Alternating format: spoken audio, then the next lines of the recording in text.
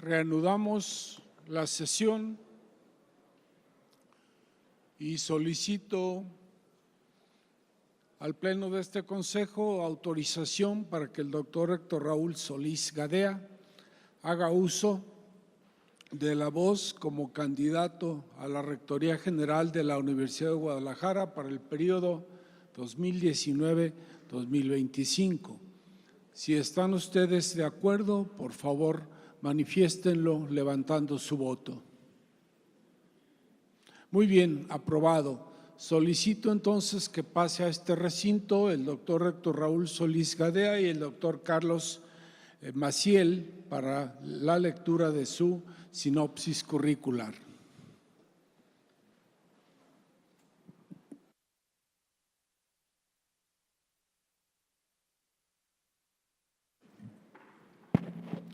El doctor Héctor Raúl Solís Gadea realizó el bachillerato unitario en la Escuela Preparatoria número 4 de la Universidad de Guadalajara. Egresó como licenciado en Sociología de la Facultad de Filosofía y Letras y estudió la maestría en Sociología en la Universidad de Guadalajara. Es maestro y doctor en Sociología por la New School of Social Research de Nueva York.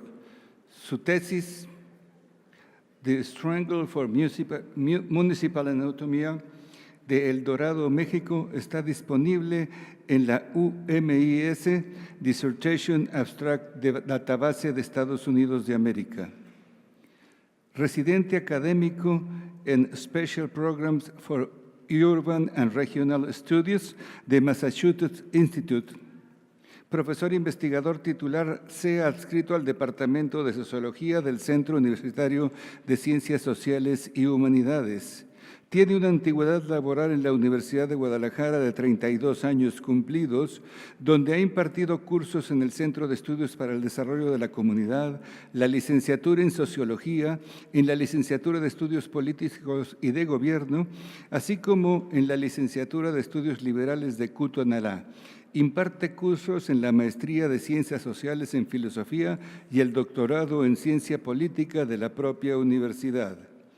Ha dirigido 21 tesis de posgrado y de doctorado en Ciencia Política y doctorado en Ciencias Sociales del Centro Universitario de Ciencias Sociales y Humanidades, en el doctorado Ciudad, Territorio y Sustentabilidad del CUAD, en la Maestría de Estudios Filosóficos, en la Maestría en Ciencias Sociales y en la Maestría en Ciencia Política del CUSH.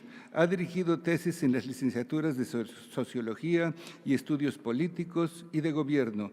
Todos ellos cuentan con el reconocimiento del Programa Nacional de Posgrados de Calidad de CONACYT. Ha sido miembro del Sistema Nacional de Investigadores. Ha impartido cátedra en la Universidad Bielefeld de Alemania, así como ponencias y conferencias internacionales en diferentes congresos y universidades. Es miembro del Comité Directivo del Consejo Mexicano de Ciencias Sociales y de la International Sociological Association. Sus temas de investigación principales son la teoría social y la política, el sistema político mexicano y la educación superior. Entre sus publicaciones vale la pena destacar La Universidad Mexicana en la época de tensiones sin solución, México 1968-2018, La condición de la libertad es luchar por ella, La cultura mexicana, una visión política de su crisis, Corruptos por naturaleza, co-coordinador de la obra Jalisco en el mundo contemporáneo, Política y pensamiento y existencia, Lecciones de Tuckman sobre el error en la política, El desencanto de la política. Es columnista semanal del periódico Milenio de Jalisco desde el año 2010, con más de 350 artículos publicados a la fecha. Desde 2013 es rector del Centro Universitario de Ciencias Sociales y Humanidades de la Universidad de Guadalajara, coordinador general académico de 2008 a 2013, director de la División de Estudios Políticos y Sociales del Centro Universitario de Ciencias Sociales y Humanidades, jefe del Departamento de Estudios Políticos, coordinador de la Maestría en Ciencia Política, jefe del Departamento de Sociología, director del Centro de Estudios Estratégicos para el Desarrollo y jefe de la Unidad de Asesores de la Rectoría General de la Universidad de Guadalajara de 1990 a 1994. Servicio social con el profesor Jaime Sánchez Susarrey como ayudante de edición de la revista Cuadernos de la Facultad de Filosofía y Letras. En uso de la palabra, el doctor Héctor Raúl Solís Gadea. Gracias.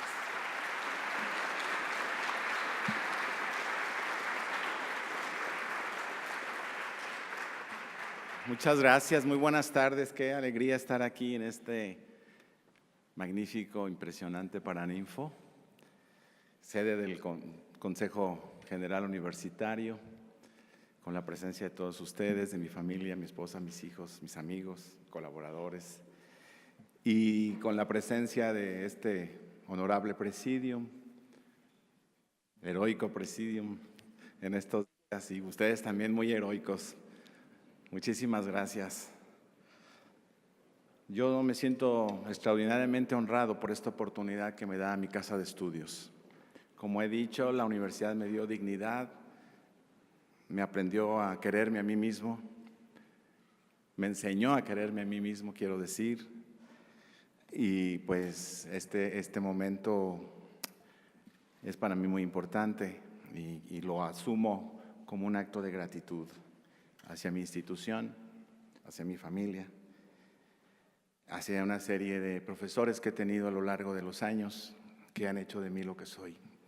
En la universidad conocí a mi esposa, por la universidad adquirí una visión del mundo, una concepción de la vida.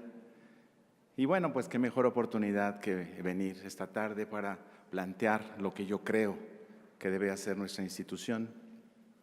Y además acompañado por 5 magníficos universitarios, extraordinarios universitarios que nos han regalado, bueno, falta en la tarde uno más, pero nos han regalado puntos de vista muy diversos, pero que coinciden en aspectos muy importantes.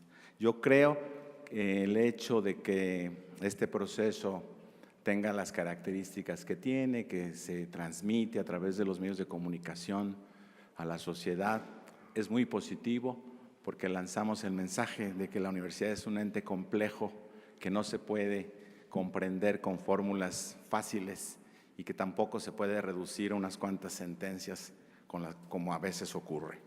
Como podrán ustedes observar a lo largo de estas comparecencias, nuestra vida institucional es muy compleja, muy rica, plural y se organiza a través de un conjunto de actividades de miles y miles de universitarios. Dar coherencia a todo ello, darle congruencia, destino, rumbo, pues es el trabajo de este Consejo General y de los órganos de dirección colegiada en lo general, pero también de las autoridades unipersonales.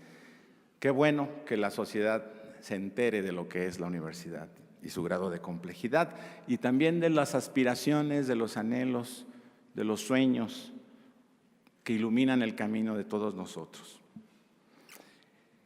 Bueno, como bien dijo la doctora Ruth el día de ayer, pues los que hablan antes ya dicen muchas cosas y es injusto e incluso inhumano someter al auditorio a repetir fórmulas que ya se dijeron, propósitos que de alguna manera son compartidos.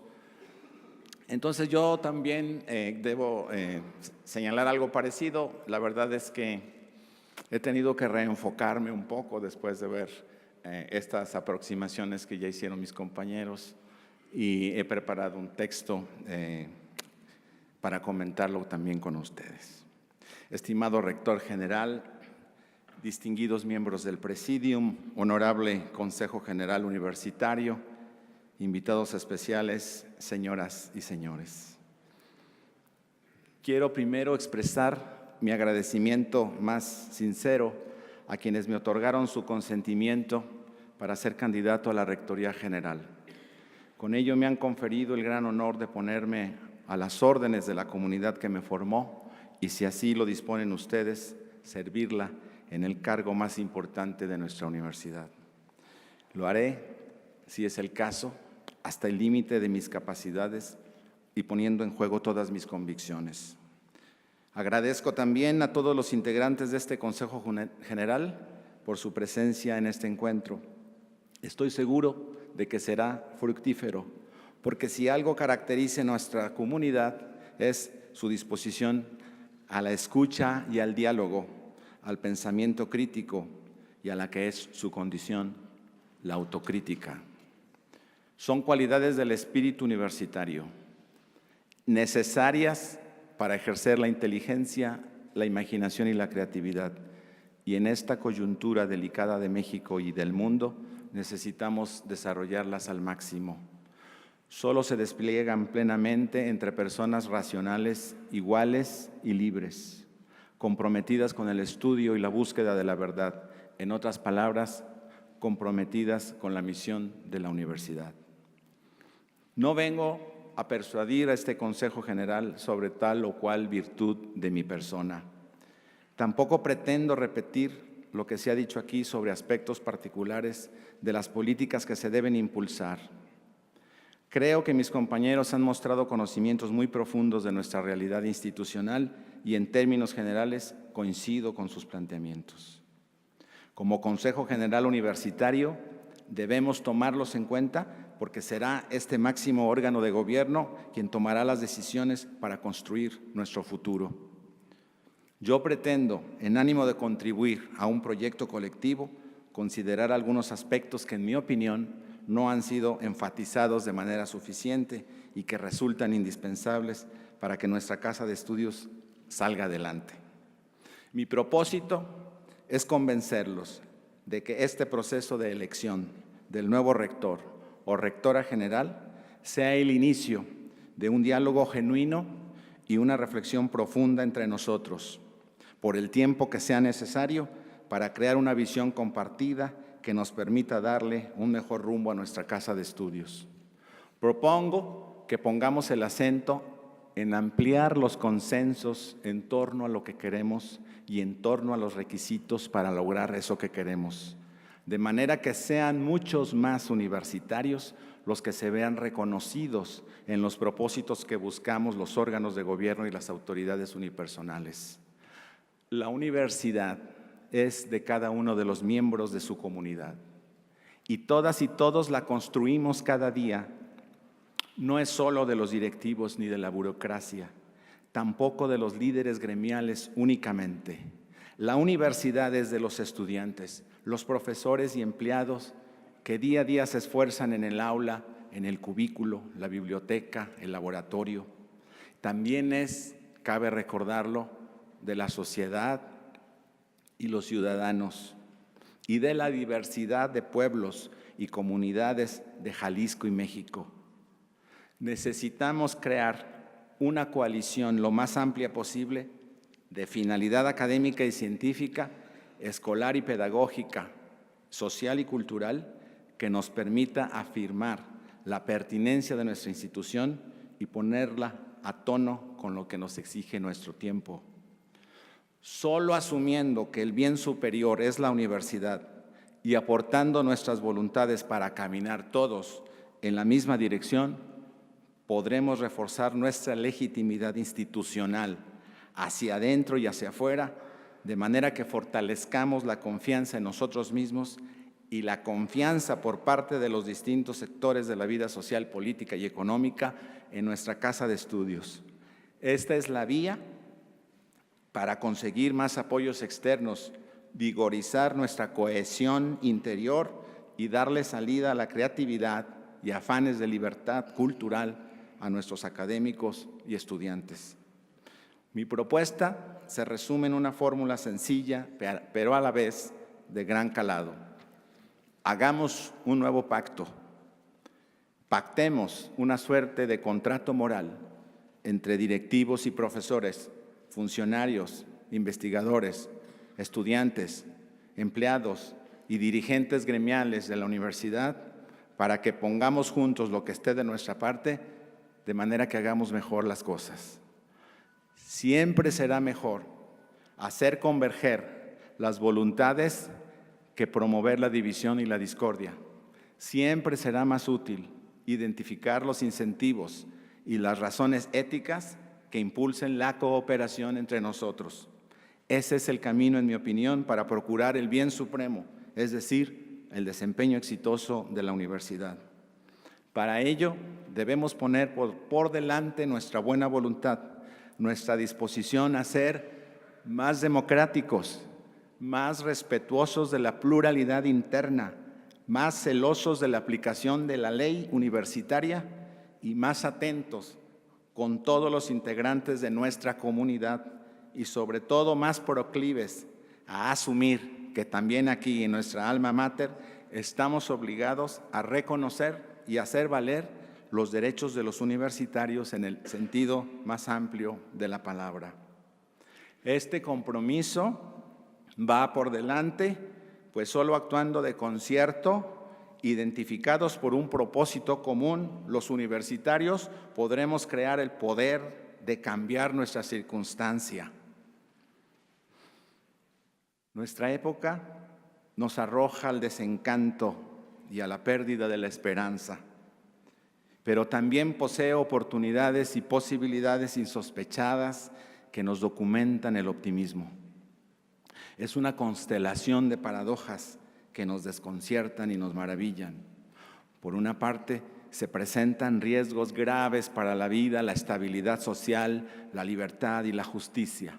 Son las amenazas que provienen del cambio climático y la destrucción de recursos naturales, las desigualdades económicas, la exclusión y la pobreza, la proliferación del egoísmo y la codicia, la explosión demográfica, la presencia de enfermedades y trastornos emocionales graves, la generalización del crimen y la impunidad, la irrupción de nuevos autoritarismos políticos y la reaparición de nacionalismos patológicos, así como también los desafíos a la capacidad de los estados nacionales para gobernar con sentido de inclusión social y realización de objetivos comunes. Por otra parte, la ciencia y la tecnología se han expandido como nunca. Nos permiten comunicarnos de manera vertiginosa, producir y distribuir satisfactores mediante procesos económicos conectados a través de enormes distancias y regiones del mundo.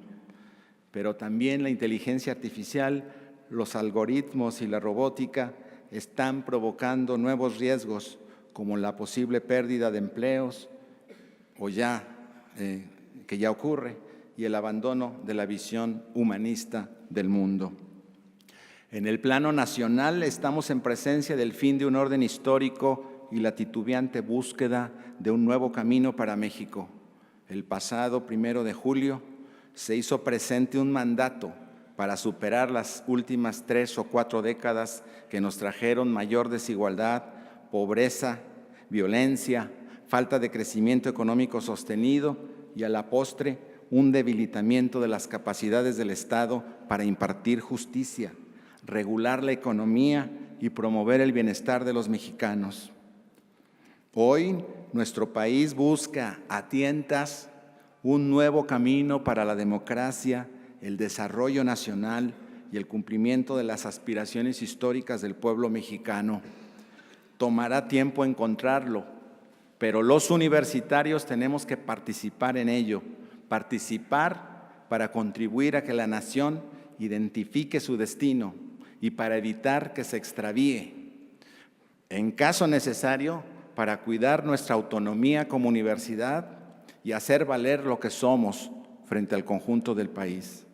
Las salidas a los problemas de la actualidad van de la mano de una combinación virtuosa entre saberes prácticos y saberes teóricos, entre ética y técnica, entre humanismo y cientificismo. Las posibilidades de la ciencia son enormes, las capacidades de la tecnología son crecientes, pero también, por supuesto, las orientaciones que nos ofrecen la filosofía, la literatura y las disciplinas humanísticas son indispensables para que la técnica no nos confunda y en vez de convertirnos en sus presas, seamos nosotros quienes las pongamos al servicio de la humanidad. Es en la universidad donde tenemos que realizar estas capacidades al máximo para encontrar remedio o tratamiento eficaz a muchos de nuestros desafíos y dilemas. Ni el Estado ni el mercado tienen todos los recursos para construir la solución a los problemas de nuestra sociedad. Incluso, muchas veces, la sociedad no tiene las competencias de solidaridad que se requieren para dar sustento a la vida cívica nacional. Ustedes recordarán que hacia los años 80, principios, la primera ministra de Reino Unido, Margaret Thatcher, dijo que la sociedad no existía, que la sociedad se componía de individuos, que lo único que existen son, en realidad, los individuos y sus intereses y sus afanes de cálculo. Esa manera de pensar se instaló durante varias décadas y el resultado todos lo tenemos a la vista. Necesitamos revertir el egoísmo individualista y la codicia desenfrenada y construir los mecanismos para regular los mercados y estabilizar las sociedades, para generar mayor cohesión y sentido de pertenencia. En eso, las universidades y sobre todo las públicas y sobre todo la de Guadalajara, que proviene de una tradición social, humanista y de justicia, tiene una enorme responsabilidad. No podemos estar al margen y de brazos cruzados frente a la circunstancia de anomia, de pérdida de sentido, de cooperación y de solidaridad social. La complejidad del mundo de nuestros días ha convertido a la política y a la esfera económica en espacios atravesados por una racionalidad de control instrumental y mera eficacia técnica. Para que no se desboquen y para que el afán de poder y la codicia individual no terminen destruyendo el tejido social, es necesario el conocimiento en su más amplia diversidad, el conocimiento justo que se cultiva en la universidad. Se trata del conocimiento en su rica multiplicidad de matices. No es simple información, son conocimientos científicos, habilidades artísticas y saberes críticos, fundamentos todos de las concepciones del mundo que permiten formar seres humanos plenos y libres. La universidad es el territorio de la formación de ciudadanos comprometidos, el ámbito de la creación de la empatía que nos hace humanos y la tierra fértil para cultivar la imaginación moral. Además, por supuesto, que es también el ámbito que nos habilita para la eficiencia laboral. Estoy convencido, como creo que ustedes también, de que la Universidad de Guadalajara tiene lo necesario no solo para adaptarse a las circunstancias de su entorno, sino para contribuir a modificarlo. Pero para ello, es mi opinión, debemos actualizar nuestro sentido de la utopía en la mejor acepción de la palabra. Una utopía para la Universidad de Guadalajara, que significa identificar juntos, todas y todos los universitarios, un conjunto de metas asequibles y pensadas por nuestra propia cuenta, que nos iluminen el camino y funcionen como ideal regulador de nuestros actos. No se trata de asumir dogmas ideológicos o certezas tecnocráticas para luego a partir de allí juzgar a los demás, excluir a quienes no piensan igual o simplemente hacer crecer el poder de la burocracia. Tampoco se trata de imitar a universidades de países que tienen condiciones muy distintas al nuestro, pero sí, claro, de inspirarnos en mejores prácticas y dotarnos de las circunstancias y las condiciones que nos permitan dar lo mejor de nosotros mismos. Se requiere trabajar todos los días bajo una perspectiva de comunidad académica, ejerciendo al máximo nuestra inteligencia, revisando constantemente nuestras creencias a la luz de la experiencia y la observación y corrigiendo el rumbo cada vez que sea necesario. La meta final es inalcanzable en forma absoluta, pero la cuestión es no dejar de avanzar hacia ella y hacerlo con el ritmo adecuado para mantenernos a flote y en la dirección correcta. La utopía es una imagen de la realidad que nos impulsa. Es indispensable tener utopía, porque sin un puerto de llegada que nos dicte el camino, jamás tendremos vientos favorables. Pero la utopía no se basta a sí misma. Si no se combina con la inteligencia, puede tornarse en propaganda burocrática que justifique el autoritarismo institucional y social. La utopía en la que yo pienso implica educar para desarrollar la inteligencia, la creatividad y el juicio. Educar para ser democráticos y resolver problemas, para construir visiones del mundo en constante expansión y por ello en permanente revisión de las creencias heredadas del pasado. Una utopía como esta, forzosamente, es producto de una comunidad crítica de investigadores en el sentido más amplio de la palabra y sin hacer distinciones entre profesores, docentes o profesores investigadores, que hace de la inteligencia su divisa principal. Un amigo de la Universidad de Guadalajara que estuvo en el Centro Universitario de Ciencias Sociales, el filósofo estadounidense Richard Bernstein, inspirado en John Dewey, quien, como saben, es uno de los grandes teóricos de la educación del siglo XX y está un poco olvidado, nos ofrece en uno de sus libros una sugerente definición de la inteligencia. La inteligencia consiste en un conjunto de hábitos flexibles y en constante crecimiento que implican la sensibilidad. Consiste en la capacidad de discernir las complejidades de las situaciones, en la imaginación que se ejerce al contemplar nuevas posibilidades e hipótesis, la voluntad de aprender de la experiencia, la justicia y la objetividad al enjuiciar y evaluar opiniones y valores en conflicto, y finalmente, en tener el coraje de cambiar nuestra propia perspectiva cuando así lo requieran las consecuencias de nuestras acciones. Continúa Bernstein. Toda educación es educación moral, entendiendo moral en este amplio sentido que implica la evaluación inteligente.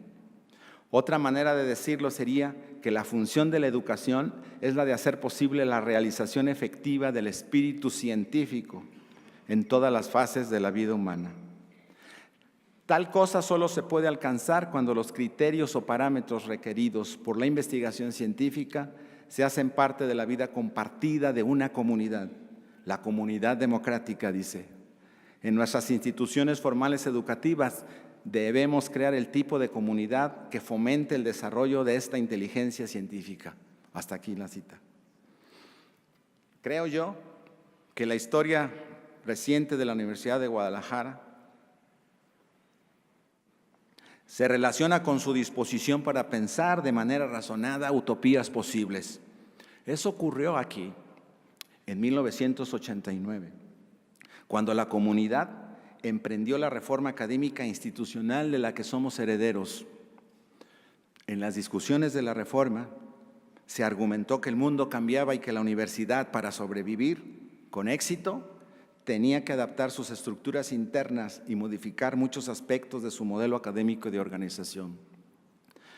Una realidad, como lo sabemos muy bien, comenzaba a imponerse: la conformación de la economía del conocimiento, o de una economía que incorporaba de manera rápida a la vida productiva las innovaciones tecnológicas y que todo lo trastocaba.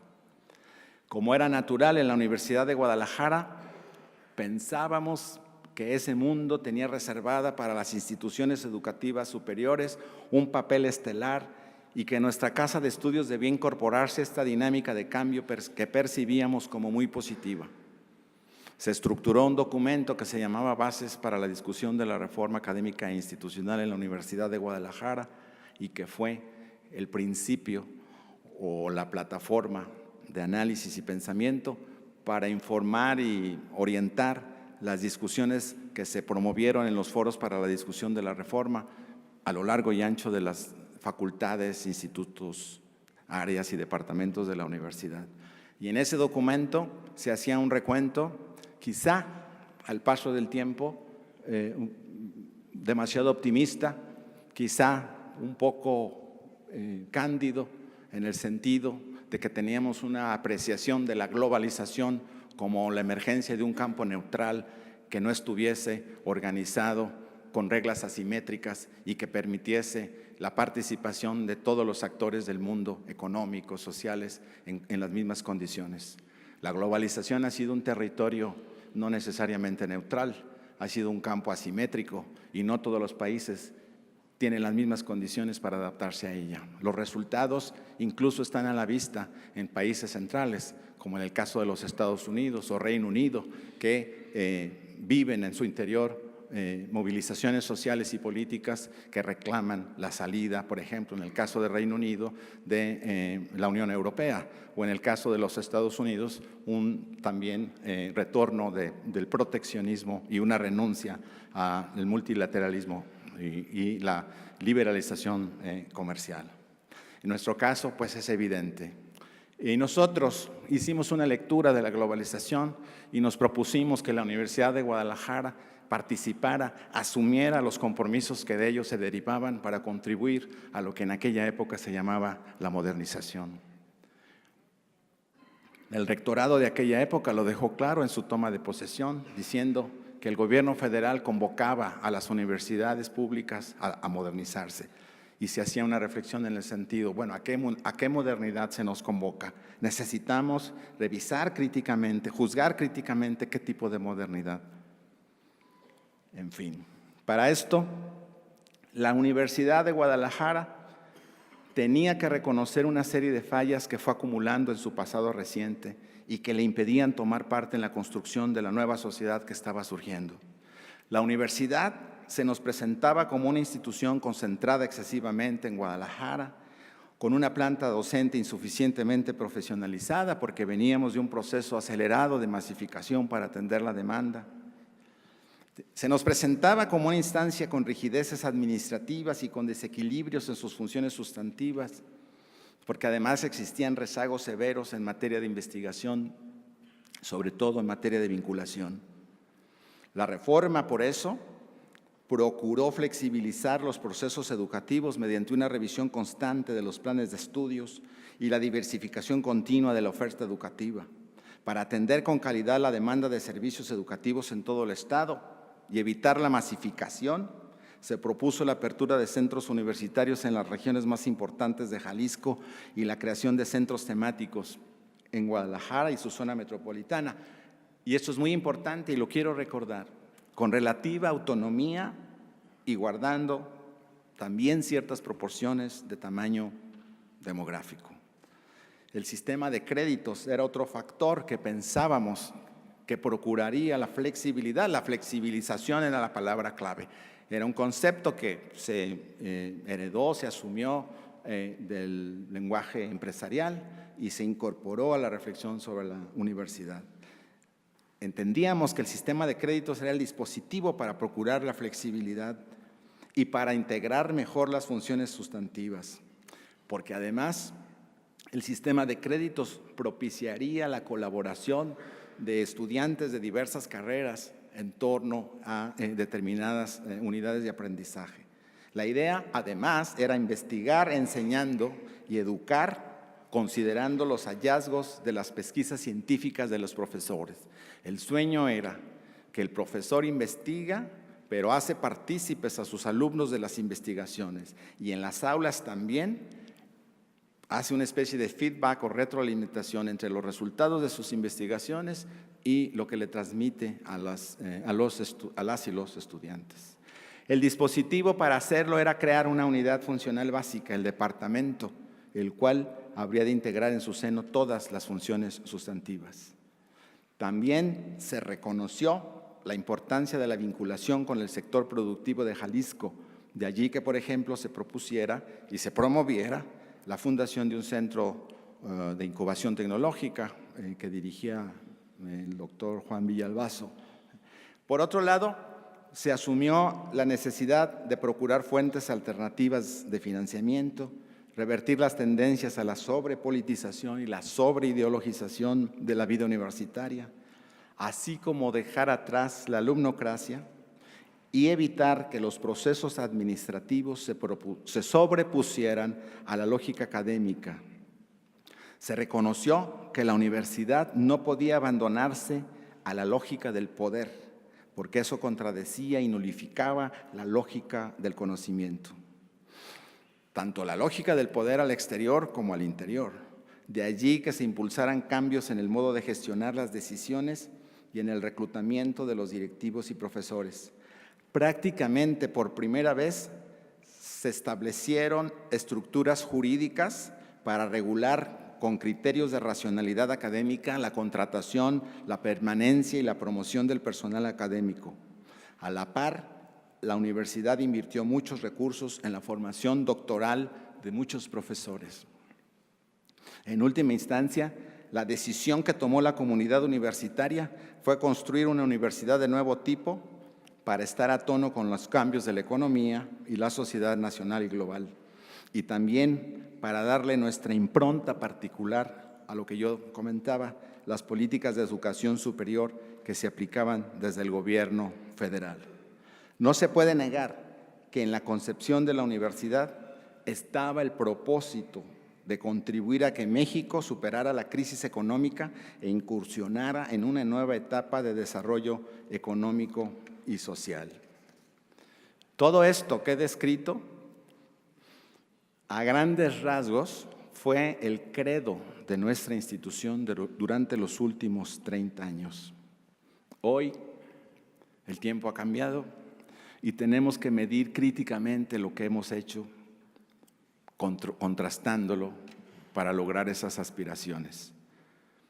Sin embargo, hay que considerar que para llevar a cabo este proyecto era necesario el compromiso decisivo, irrestricto y generoso del Estado mexicano, mediante la elevación sustancial del presupuesto a las universidades en general y la implantación de políticas de desarrollo nacional y nacionalista que aprovecharan el potencial productivo de las comunidades científicas. Eso me parece a mí que no ocurrió en la proporción debida. Las universidades no fueron puestas en el centro de la política de desarrollo económico y social nacional. Eso se constata si se analiza en los presupuestos, las asimetrías, la falta de programación multianual, la falta de criterios institucionalizados para otorgar presupuesto a las universidades públicas y la condena en la que nos tiene el gobierno federal en turno para estar negociando, presionando a través de diversos mecanismos que incluyen las cámaras y otros espacios de cabildeo. Al final, y se ha comentado cómo el Departamento de Investigación Científica y Superación Académica tuvo que contratar investigadores e impulsar la creación de centros de investigación sin tener el apoyo de la Secretaría de Educación Pública y sin que se le reconocieran las plazas a esos investigadores. Se trabajaba con contratos por un determinado tiempo que se tenían que renovar. La misma expansión de la universidad hacia las regiones de Jalisco se hizo sin el apoyo sostenido y generoso suficientemente del gobierno federal. Al final, a pesar de que las políticas federales de educación superior mejoraron, no estuvieron a la altura de lo que se quería. Sin embargo, con todo y eso, la Universidad de Guadalajara logró ser leal a su propio proyecto de renovación.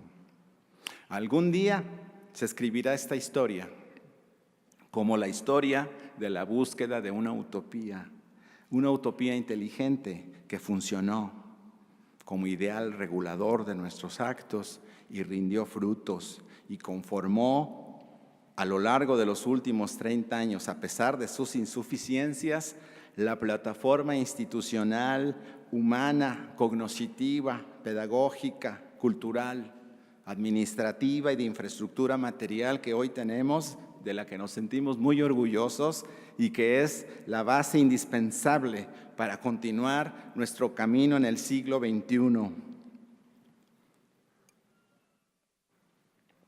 Hoy estamos en una coyuntura similar a la de aquellos años 80 y 90. Vivimos también una crisis, quizás más profunda, y el contexto nos convoca, querámoslo o no, a emprender cambios que nos permitan no solo mantener vigente la reforma iniciada en 1989, sino impulsarla con nuevas energías colectivas, modelarla con una inteligencia más afinada y concretarla con una voluntad de mejora más experimentada y más firme. Porque la misma generación, renovada, alimentada, nutrida por nuevas generaciones, pero aquella misma generación está todavía aquí, estamos todavía aquí.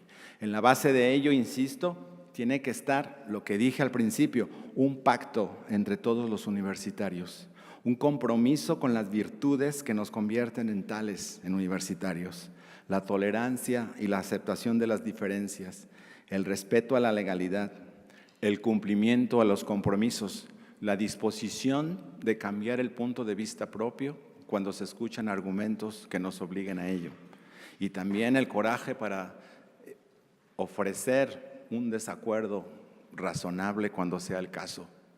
El desacuerdo razonable siempre abre la puerta a la posibilidad del acuerdo porque está dispuesto a escuchar razones.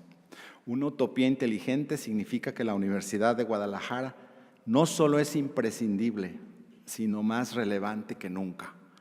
En un sueño utópico, realizable, la universidad, al tiempo que se conecta con el mundo, profundiza su inserción en la sociedad. Sus profesores y estudiantes trabajan solidariamente para crear conocimiento, identificar oportunidades y enfrentar problemas. Todos los días dan un pequeño paso para volverse protagonistas en la producción global de la ciencia, el arte y la técnica. No es que estén en la universidad los estudiantes, profesores, viven la universidad. Hacen de la universidad el medio privilegiado de la creatividad y la imaginación. Con su esfuerzo entusiasta, logran que la universidad cuide de la cultura y custodie la civilización. Las clases comienzan a tiempo y se aprovechan al máximo. Son el corazón del quehacer universitario. Los alumnos y los profesores llegan a las aulas preparados con anticipación porque disfrutan lo que hacen. Piensan juntos, comparten el saber, discuten, critican, crean y hacen todo esto porque se saben personas libres y comprenden que su destino y el destino de su nación tiene que ver con lo que hacen. Entienden que no hay praxis verdadera sin pensamiento que la anteceda, la acompañe y la evalúe. También saben que la acción humana siempre necesita de los demás. Por eso colaboran y se apoyan entre sí. Los integrantes de la UDG se sienten orgullosos de pertenecer a ella. Eso ya ocurre. La conciben como una gran obra de la que forman parte y a la que ayudan a forjar todos los días. Los jaliscienses y los mexicanos la respetan, le brindan su confianza, se solidarizan con sus causas, porque son las causas del progreso moral, tecnológico y cívico del conjunto social. Los universitarios promueven la equidad de género en todos los ámbitos, además hacen deporte, cultivan el arte como recreación y hábito saludable. Las condiciones del pacto que he propuesto deben sustentarse en los siguientes acuerdos. Número 1, respeto al Código de Ética de la Universidad de Guadalajara. Número 2, compromiso para hacer crecer la matrícula acompañada de criterios de calidad y formando parte de estrategias de innovación y disrupción combinadas, conservando estructuras tradicionales y generando estructuras novedosas en las que podamos incorporar nuevas tecnologías, formas de asociación con otras instancias cognitivas, etc. Número 3, meritocracia estricta en el reclutamiento y la promoción de profesores y funcionarios de calidad. Meritocracia estricta en el reclutamiento y la promoción de profesores y funcionarios de calidad. Y compromiso con el incremento salarial como una prioridad ética, de justicia y de racionalidad universitaria irrenunciable.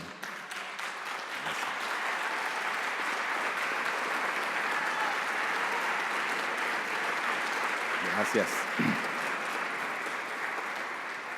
Número 4, respeto a la legalidad institucional, lo que incluye los contratos colectivos de trabajo, tanto de académicos como de administrativos y operativos, buscando oportunidades equitativas para todos.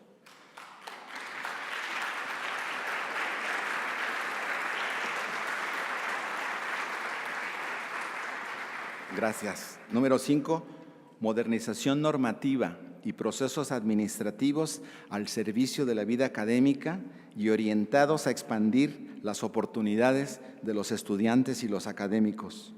Número 6, respeto al trabajo colegiado y a los órganos colectivos de gobierno.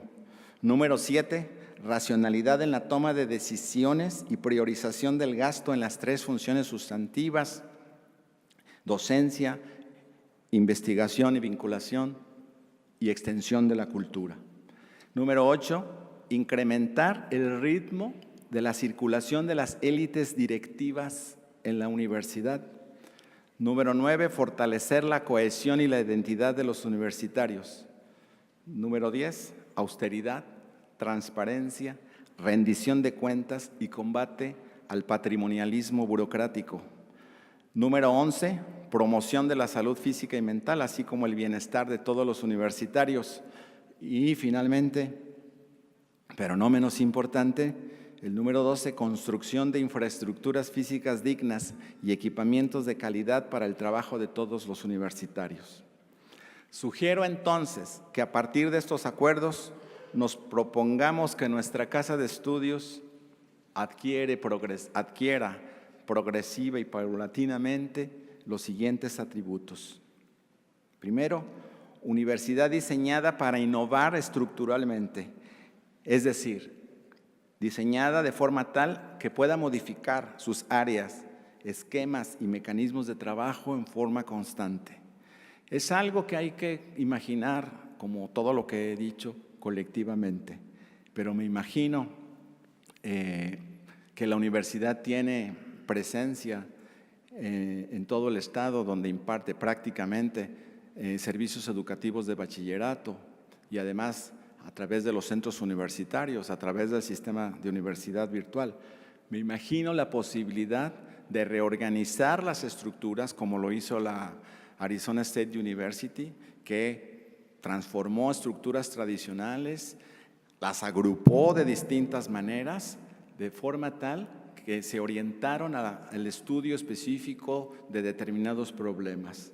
Bueno, la innovación sería concebida como una forma de estar en el mundo y conectarse con los circuitos internacionales del conocimiento, lo que implica propiciar nuevas maneras de colaboración entre los sistemas y centros universitarios para tener programas educativos de investigación y extensión que respondan a los desafíos de la época, de manera que seamos tomados más en serio por el resto del mundo. Nosotros hemos hecho un esfuerzo como universitarios con la creación de los institutos de la red y en el centro que busca precisamente procurar sinergias y colaboración entre investigadores de distintas áreas de la Universidad de Guadalajara. En el Centro Universitario de Ciencias Sociales, con el apoyo del gobierno alemán, el Ministerio Federal de Educación e Investigación, logramos un recurso de 19 millones de euros durante 12 años para establecer un centro de estudios avanzados, un centro de residencia de académicos de alto nivel que trabaje en colaboración con otras universidades, tanto de Alemania como de América Latina. Bueno, yo creo que a estas alturas la investigación que se hacía en un solo departamento, de manera individual, con recursos limitados procedentes de una sola fuente, es obsoleta. Hoy la investigación se tiene que hacer de manera interdisciplinaria o transdisciplinaria, con investigadores de diversas partes del mundo, en torno a problemas pertinentes y con diversas fuentes de financiación. Por eso el segundo atributo es la universidad de formación e investigación científica, que contribuye a la solución de los problemas públicos más acuciantes, canaliza capacidades y reorganiza sus estructuras de manera constante para el estudio transdisciplinario de asuntos sociales críticos. Número 3, la universidad comprometida con la calidad de la enseñanza y el aprendizaje, carreras para la empleabilidad y el emprendimiento, estudios para formar ciudadanos cultivados y algo me parece esencial, educación dual, como ocurre en Alemania, el aula en la industria y la industria en el campus. La universidad también diferencia su oferta educativa y combina innovaciones con estructuras tradicionales. Un caso de éxito que está funcionando adecuadamente es el Centro Universitario de Tonalá, cuya concepción y diseño tuve el honor de encabezar cuando un servidor dirigía la Coordinación General Académica y reunimos a un grupo de investigadores. Y precisamente el espíritu de la creación del Centro Universitario de Tonalá fue combinar carreras tradicionales con carreras innovadoras, como estudios liberales, gerontología o diseño de artesanías, por ejemplo, junto con medicina, derecho, etc. Y la idea era precisamente que los investigadores constituyeran una especie de ecosistema de tejido social que permitiera una formación suficientemente integral de los estudiantes. Bueno, ese proceso está en marcha y ha comenzado a dar frutos.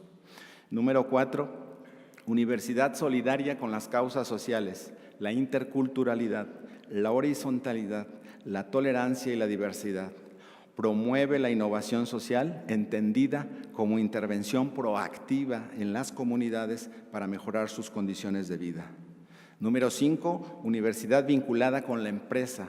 Promueve la transferencia del conocimiento, contribuye a la innovación y la productividad con la mira puesta en favorecer la soberanía económica de México. Número 6, universidad que no solo difunde la cultura, sino que forma en la cultura. Lleva la cultura al campus y allí la reproduce a partir de la creatividad de los universitarios. El pacto que propongo debe hacerse también hacia el resto de la sociedad. Por ello, planteo la creación de un Consejo de Enseñanza, Investigación y Aplicación de la Ciencia. Sería un órgano de consulta y apoyo para la toma de decisiones de las autoridades universitarias y se constituirá con académicos del más alto nivel, así como representantes del sector empresarial y social, y tendrá una sección nacional e internacional. También la creación del Consejo de Humanidades, Cultura y Artes, con la participación de miembros de la comunidad humanista, artística y cultural de nuestra Casa de Estudios, así como con miembros de la comunidad cultural nacional e internacional. No quiero decir con este recuento que tengamos que empezar de cero, ni muchísimo menos. Creo que mucho de lo que está aquí planteado ya ocurre en la universidad. Propongo sistematizarlo, profundizarlo e intensificarlo. Honorable Consejo General Universitario, estoy seguro de que el día 6 de febrero ustedes tomarán la mejor decisión acerca de la persona que encabezará nuestra universidad los próximos 6 años. En cualquier caso, los retos que nos esperan serán de todos los universitarios y no de una sola persona. Por eso los invito a que cerremos filas en torno a la nobleza de nuestra misión y que se sintetiza en custodiar la cultura, transmitirla, cultivarla y ponerla al servicio de la juventud y la sociedad. Los convoco a afirmar la grandeza de la universidad, a profundizar su carácter de creadora de civilización. Los convoco a desanudar la creatividad de que somos capaces. Si nos decidimos hacerlo, podremos llevarlo a cabo. La solución de los graves problemas del mundo contemporáneo no consiste en hacer una revolución violenta y radical, sino en mejorar la educación de las generaciones actuales y futuras. Hace unos días, el pasado domingo, mejor dicho, caminaba sobre la avenida Vallarta desde el poniente con dirección al centro de la ciudad. Había quietud. De pronto, ante mi vista, apareció recortada contra el cielo la cúpula de este magnífico edificio. Eran exactamente las 9 horas y se escuchaba una música que parecía provenir de un reloj de iglesia. Tuve una sensación extraña. Yo, al caminar, intentaba cavilar sobre el contenido de este mensaje y la cúpula se me aparecía con su potente cresta apuntando al cielo. La música provenía del templo expiatorio. Todo me transmitía un sentido de responsabilidad no exento de incertidumbre y temor. Hoy estoy aquí bajo esta cúpula, protegido y comprometido a la vez por los murales de Clemente Orozco, compartiendo con ustedes estos momentos decisivos para la Universidad de Guadalajara, en los que estamos definiendo el rumbo que tomará nuestra institución durante los próximos años.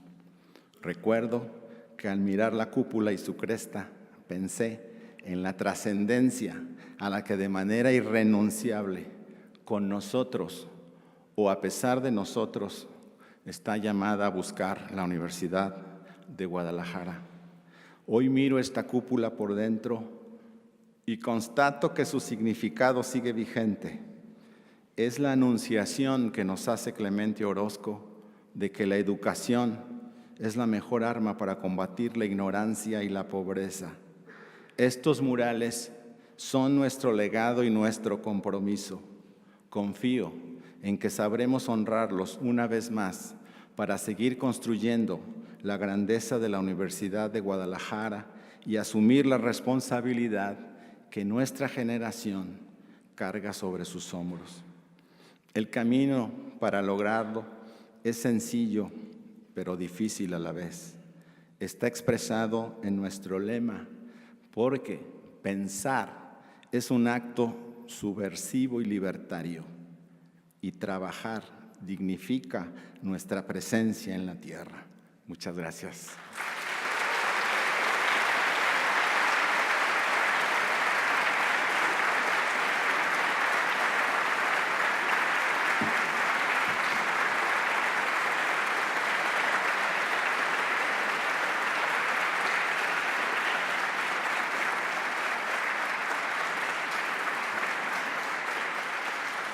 Gracias.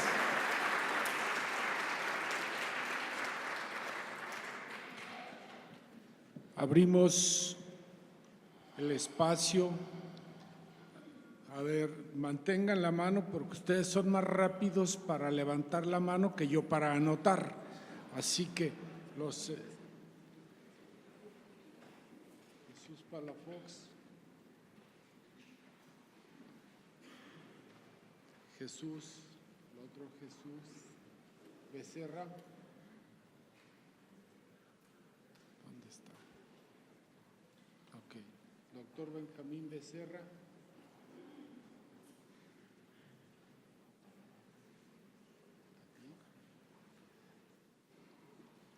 Fernanda. Jorge Galindo.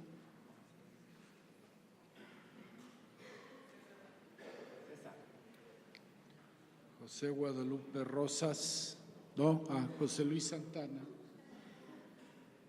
Pensé que era la mano por ahí. Alejandro Macías.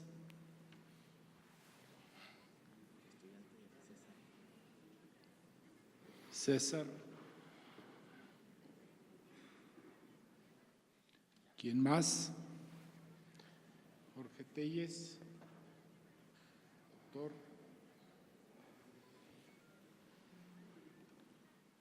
Muy bien. Se cierra la lista. Adelante el consejero Jesús Palafox.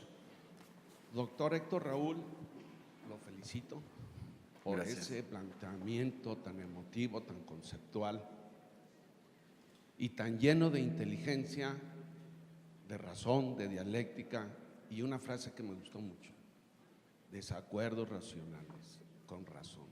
Espero que usted siempre triunfe la razón y nunca haya sin razón. Gracias. El día martes que nos reunimos con usted, donde lo invitamos para que presentara un esbozo de lo que hoy nos ha presentado, le presentamos 10 puntos y nos consideramos plenamente reflejados en su plan, que verdaderamente está lleno de humanismo, de calidad y de una visión a futuro, y algo fascinante: las utopías verdaderamente nos hacen caminar. Las utopías nos impulsan a seguir toda esta trayectoria, y más nosotros como universitarios, con la capacidad conceptual, hoy se ha visto reflejada. Yo lo felicito verdaderamente. Tenía un cuestionamiento acerca del respeto y la legalidad, lo dejó muy claro que en su rectorado va a triunfar la razón, va a triunfar la dialéctica de día con día.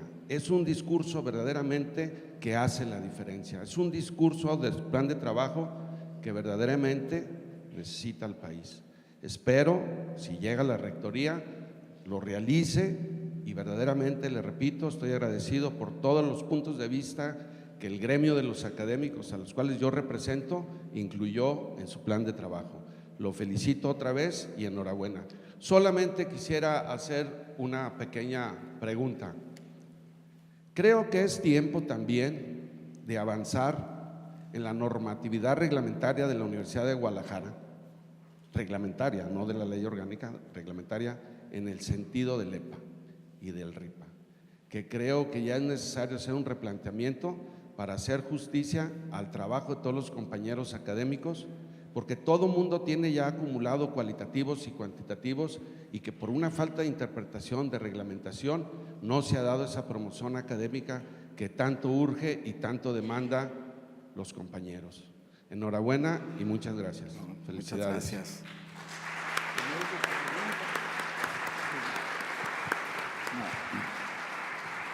Pues muchas gracias. Soy yo quien agradece, maestro Palafox, por la buena acogida y sobre todo por la generosidad de las propuestas que me hicieron y la franqueza con la que me expresaron sus puntos de vista y sus inquietudes cuando tuvimos esa oportunidad de estar juntos en la sede del Sindicato de Trabajadores Académicos.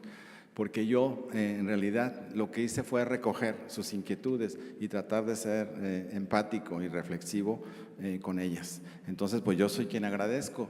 Y esto demuestra que lo que podamos hacer, lo tenemos que hacer todos juntos.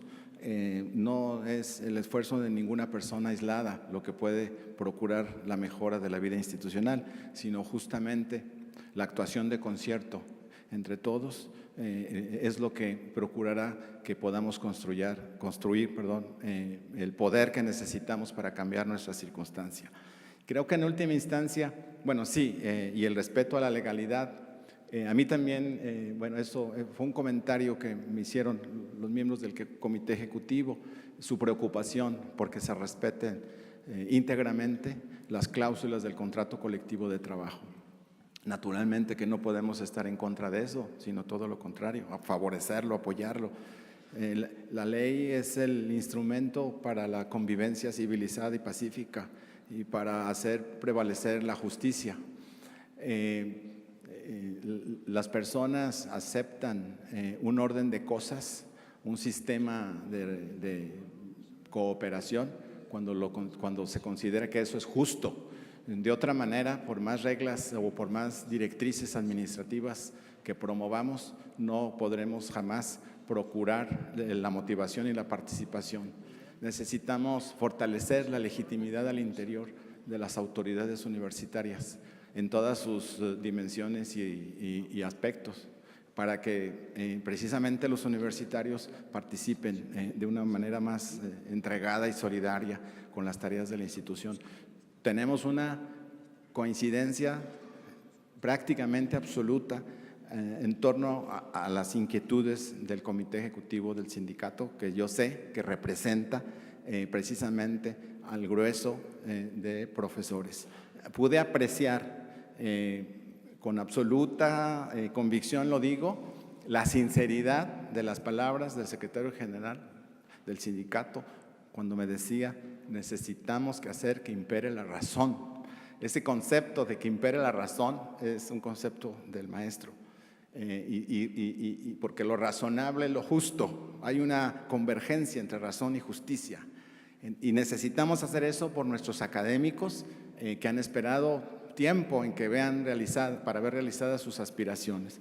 Esto que comenta del EPA, del Estatuto de Personal Académico y los reglamentos de ingreso, promoción y permanencia, pues es una asignatura pendiente de la institución. Yo entiendo que tiene que ver con una debilidad institucional y que es la insuficiencia de recursos presupuestales. Quiero creer que esa es la razón principal, porque reconocer, como usted lo señalaba, las actividades, las cualificaciones, que han alcanzado nuestros profesores les da derecho a una promoción y a una reclasificación, etcétera.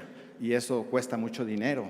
Entonces, seguramente en el origen de este rezago que tenemos está también esta circunstancia. Y yo hace un momento lo comentaba, es que la universidad hace muchas cosas con poco dinero en realidad. Ha crecido, se ha diversificado en todo el estado, ha construido laboratorios, infinidad de infraestructuras, pero lo ha hecho año tras año, regateando recursos, y a veces nos autoculpabilizamos. Bueno, ¿por qué no somos verdaderamente una universidad mucho más respetada en el mundo, mucho más prestigiada, si tenemos profesores, investigadores, estudiantes creativos y talentosos? Bueno, parte de eso reside, y de manera muy importante, en que tenemos muy escasos recursos. Aquí hay expertos en educación superior y saben que una universidad como la que quieran ustedes mencionar, de clase mundial, recibe 30 veces más dinero que recibimos nosotros, y tienen 90% menos estudiantes, por decir. Entonces, creo que debe llegar un momento en que dejemos de lado esa autoflagelo al que a veces nos infligimos, y decir, bueno, es que es un tema, la adquisición de la clase mundial se logra combinando adecuada gobernanza interna, adecuada atracción de talentos extraordinarios y recursos cuantiosos. Y eso, bueno, tenemos que luchar por eso, pero sin embargo, yo creo que podemos, porque también no vamos a esperar a tener el presupuesto que tiene la Universidad Harvard para impulsar cambios en la normatividad y mejoras en las condiciones de trabajo. Y lo comentábamos. Bueno, yo le decía al profesor, ¿qué proporción de incremento significaría un aliciente para nuestros profesores? Y creo que aplica obviamente también a los trabajadores, empleados, etcétera. Y me comentan, bueno, lo que sea arriba de la inflación, lo que sea arriba de lo que se da en automático, arriba del 3.8%, por ejemplo, ya es una señal de que las autoridades universitarias, y aquí estamos todos, tenemos interés en impulsar paulatinamente, pero sin pausa, en la mejora de las condiciones salariales. Entonces, eso hay que ponerlo en primer plano, y le agradezco mucho sus comentarios, maestro. Gracias por su pregunta también. Muy bien. El consejero Jesús Becerra. Gracias, señor presidente. Doctor, primeramente felicitarlo por su disertación. Cuente con nosotros para sumarnos a ese pacto en caso de que usted llegue a ser rector. Un pacto que invita a la cohesión, siempre es bienvenido por los trabajadores administrativos, y le manifestamos nuestro apoyo, se lo reiteramos en ese sentido, como ya lo habíamos venido haciendo. Gracias. Ante los problemas que usted planteó, los retos y amenazas externos, locales, nacionales y de la globalización en general, pues parecerán banales los problemas que le pudiéramos comentar al interior de la universidad, pero yo represento a más de 5,000 personas, más de 5,000 trabajadores, y no puedo ser omiso con algunas de sus necesidades muy básicas. En ese pacto al que usted llama, a esa cohesión interna, necesitamos dar muestras y señales que nos permitan a los trabajadores empezar a confiar y a creer que puede ser así. ¿Qué pasa si alguien no cumple el contrato colectivo, rector? A los trabajadores ya sabemos qué les pasa, procedimiento administrativo, y terminan siendo sancionados. Más de 20 bajas al año de personal administrativo son muestra de ello. Pero ¿qué pasa del otro lado? Si no se incumple por parte del personal directivo, si no cumple el contrato colectivo. Nosotros estamos para eso, hacemos que se cumpla y termina resarciéndose el daño al personal, pero no hay nunca una sanción del otro lado. No quiero con esto invitar a una cacería de brujas, y tampoco pido una amnistía para el personal universitario que falte a la disciplina, pero sí quiero que se aplique, que rescatemos las posibilidades de la conciliación y resolución de los conflictos, y en su defecto que se aplique de manera indiscriminada la justicia laboral para trabajadores y para directivos. ¿A qué se compromete al respecto? Gracias. Muchas gracias, maestro Becerra. Me parece que el planteamiento de la pregunta ilumina, es decir, demuestra naturalmente una preocupación muy genuina, pero plantearlo esto en el Consejo General Universitario de suyo implica un acto de libertad y de justicia, porque usted tiene razón. Pocas veces apreciamos o nos damos cuenta de que se aplique la justicia contra un directivo que ha tratado mal al personal. Y es una preocupación y es una molestia y un disgusto o algo más fuerte que uno escucha con cierta frecuencia. Jefes de departamento que no le dan su constancia de rendimiento o de asistencia a clases a los profesores, o directores de división que no tratan bien a los intendentes, que son déspotas. Y claro, el hilo se rompe por lo más delgado y muchas veces tenemos que atestiguar injusticias o procedimientos ejecutados con demasiada rapidez y sin observar el debido proceso.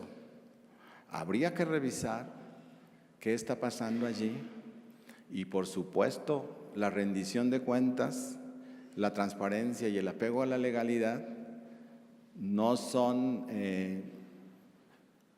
reductibles, es decir, no son aplicables solamente a un sector de los universitarios. Todos tenemos que observar la ley de la misma manera.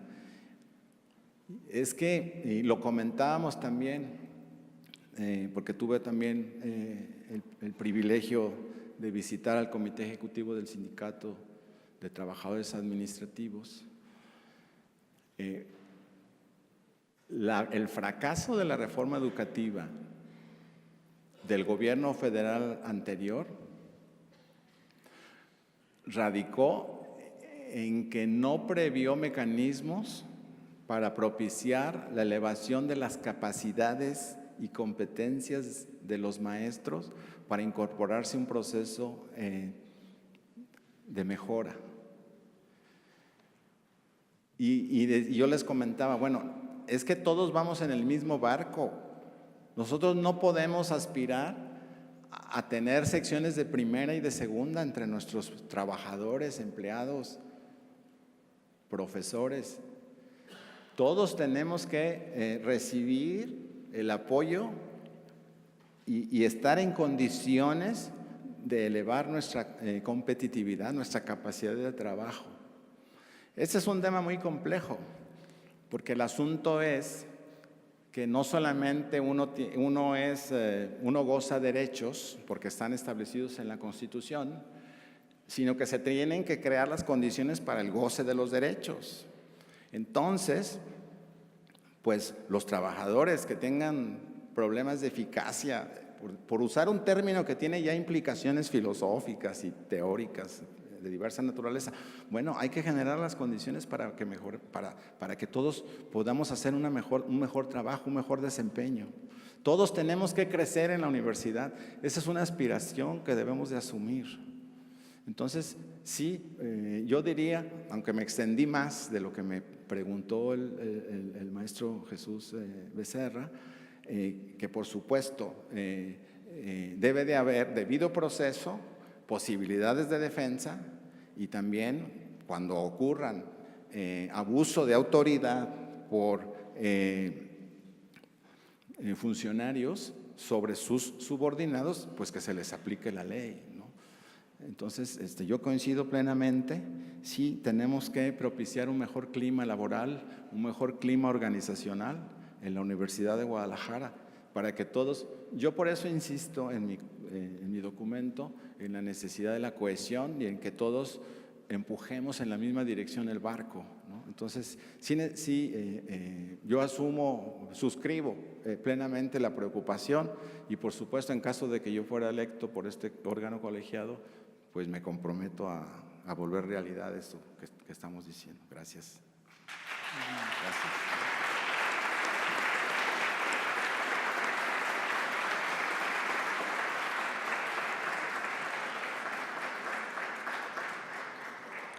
En turno el doctor Benjamín Becerra. Gracias, señor presidente. Muchas felicidades por esta presentación que nos hace doctor Héctor Raúl Solís. Mi comentario va más en el ámbito de la salud mental. En un estudio que a mí me tocó participar en el año 98, encontrábamos que cerca del 19% de la población general, de los 15 a los 65 años, puede presentar un problema de salud mental en el transcurso de su vida. Pero a escasos años, en el último estudio que hace la maestra María Elena Medina Mora, nos dice que cerca del 24% de la población general puede llegar a presentar un problema de salud mental, en lo cual en esas edades cabemos todos los universitarios, desde estudiantes, personal administrativo, académico, y creo que es un riesgo importante. Un dato adicional es que, por ejemplo, los países de ingresos bajos solamente le invierte el 0.5 del gasto total en salud a la salud mental. Los países de ingresos medios le invierten el 2.4 y los de ingresos altos le invierten el 5.1. ¿Qué quiere decir esto? Que el problema de salud mental existe, pero quien toma decisiones no lo convierte en prioridad. Lo ideal, lo que ha resultado eficaz en universidades tanto de Estados Unidos como de Europa, es la creación de centros especializados en salud mental para la atención de universitarios, que lo ideal sería que en cada módulo o en cada centro universitario tuviéramos un módulo. Si bien hace falta personal, tenemos módulos de salud mental en las secretarías de salud en más de 22 regiones sanitarias, que sería importante considerar para poder tener un vínculo. Y una sugerencia para quien llegue a ser electo en esta convocatoria. Ya son 2 minutos. Nomás una sugerencia, la creación de una línea telefónica de intervención en crisis universitaria. Creo que eso nos ayudaría mucho a combatir el problema principalmente de suicidio, que tenemos 450 suicidios por año, pero por cada suicidio existen 20 intentos. Ojalá y nos pudiera comentar algo en el sentido. Muchas gracias. Perdón por la extensión. Gracias, doctor. Le agradezco su felicitación y su pregunta. Pues toca usted un tema fundamental que creo no puede ser soslayado y debe ser enmarcado en una preocupación más amplia y en un esfuerzo de política de atención más amplia al bienestar en general, no solamente a la atención de problemas de salud mental. Creo que a la universidad le hace falta un programa de atención al bienestar de los universitarios.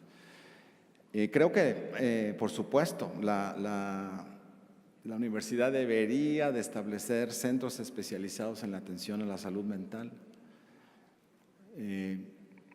Las causas de este fenómeno pues son, como suele pasar, múltiples. Probablemente tengan que ver con las condiciones del entorno social, las condiciones de la vida contemporánea, la no correspondencia entre las expectativas de la vida y los medios al alcance de los jóvenes para realizar esas expectativas, porque la sociedad contemporánea nos llena de símbolos de estatus y de éxito y son percibidos como lo que en última instancia nos ofrece el sentido último de la vida. Pero no nos da los medios, no distribuye de manera equitativa y democrática los medios para supuestamente alcanzar esos símbolos. Entonces hay una situación de desajuste, digamos, normativo, psíquico, psicosocial, en el que uno puede constatar todos los días, porque a diario uno como autoridad recibe ese tipo de noticias de que está pasando esto y aquello. Entonces sí deberíamos de atender, deberíamos de canalizar recursos y tomar en serio la situación en la que viven estos universitarios, que es de sufrimiento personal, de angustia. Entonces yo creo que hemos pecado de insensibles, aunque existía en mi opinión, no estoy seguro si todavía el Centro de Intervención en Crisis de los profesores, el profesor Gutiérrez, el doctor Gutiérrez, ya no sé quién lo dirija, pero existe, digamos, sí, la universidad tiene una expertise acumulado en esto, yo creo que hay que atenderlo, pero además, si tenemos un enfoque integral, podríamos ofrecer a la población condiciones de bienestar, de recreación, pero de profundización espiritual, digamos, por usar el término. Es decir, no se trata solamente de atender a alguien que está en crisis, ¿verdad?, sino de generar condiciones para que por lo menos en el contexto universitario los estudiantes adquieran recursos emocionales de bienestar, de satisfacción y recursos también cognitivos que les permitan a ellos ser menos vulnerables a las situaciones que les angustian. No sé si me explico, pero entonces la universidad deberíamos de concebirla como un entorno amigable que fortalece al individuo y que le dota de mejores condiciones para ser menos vulnerable a estas circunstancias que los pueden llevar a ese o a otro tipo de problemas o trastornos. Entonces, yo creo que la coordinación de servicios estudiantiles, por pensar en la instancia que me viene a la mente, por su naturaleza, tendría que tener más recursos y capacidad institucional para trabajar en este problema, pero toda la universidad debería ser concebida como un espacio amigable. Es algo parecido al tema de la inclusión de personas con ciertas discapacidades. Yo lo entendí cuando una funcionaria de la coordinación de vinculación me lo hizo saber. Bueno, a ver, es que el punto no es que construyas un elevador o una oruga, ¿no?, para las escaleras o una franja podotáctil. No, el tema es que toda la comunidad aprenda a tratar de mejor manera a los estudiantes que tienen ese tipo de problemas, que no los consideren como alguien que nos incomoda. Necesitamos un cambio cultural. Entonces, pues es un reto muy importante y lo que a mí me motivaría más a responder a este desafío es que hay que evitar el sufrimiento. No podemos saber qué le da felicidad a un ser humano porque los seres humanos somos, por fortuna, muy diferentes, pero sí podemos saber con cierta seguridad lo que provoca sufrimiento en los demás. Y eso está incidiendo lamentablemente, y tenemos que poner todo lo que esté a nuestro alcance para evitarlo. Gracias por su pregunta.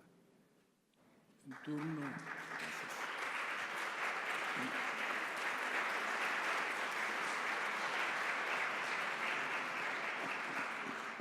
En turno, Fernanda Ábrica, y les recuerdo que el tiempo máximo para plantear su pregunta es de 2 minutos. Gracias, rector. Doctor, bueno, primero, felicidades. En segunda, usted nos ha enseñado a que tenemos que ser autocríticos y es necesario hacer una autocrítica al actual crisis de gobernanza que atraviesa la universidad ante sus diferentes órganos de gobierno. Entonces, ¿qué haría usted o cuáles serían sus puntuales acciones para enfrentar y en este caso también pues bueno, hacer todo lo posible para que la universidad tenga un sentido de identidad más amplio en los estudiantes, en los académicos y en todos los órganos de gobierno? Muchas gracias. Muchas gracias, Fernanda, por la pregunta. Me llama la atención que utilizas la palabra crisis de gobernanza, me parece muy interesante. Claro, habría diversas formas de definir la gobernanza y también de conceptualizar cuándo la gobernanza tiene problemas y cuándo los problemas se convierten en una crisis. Yo creo que en general la Universidad de Guadalajara no tiene una crisis de gobernanza si consideramos que cumple sus funciones sustantivas, que semestre a semestre sigue graduando estudiantes, que sus investigadores producen hallazgos, que cada vez tenemos más innovaciones, que tenemos mayores condiciones e infraestructura para transferir el conocimiento, no solo en la zona metropolitana, sino en Cuballes o en Cusiénega o en Culagos, etcétera, etcétera. Entonces, y además, si consideramos otros aspectos, pues la universidad tiene un plan de desarrollo institucional. Hace rato yo les mostraba el credo, como lo llamé, que nos configuró, que nos dio identidad a partir del 89, pero que a su vez recuperó muchas de nuestras creencias, valores y principios que heredamos prácticamente desde 1925. Eso nos dio una plataforma para tener gobernanza. ¿Qué es la gobernanza? Yo diría, no es el gobierno de las voluntades aplicando decisiones verticales ni con relaciones de mando y control, digamos, absoluto. En una universidad en donde de manera natural cohabitan maneras de pensar diversas, es difícil aplicar decisiones de manera vertical, absoluta. Gobernanza entonces es más bien el intento por hacer confluir voluntades, utilizando la razón y los argumentos, en torno a la identificación de objetivos de gran valor público. No lo hemos mencionado, pero la universidad es un bien público. Las funciones y su misión, la misión de la universidad contribuye al bienestar de la sociedad, expande las oportunidades vitales de los ciudadanos, favorece la mayor productividad de las economías, reduce las tendencias a la criminalidad, a la anomia.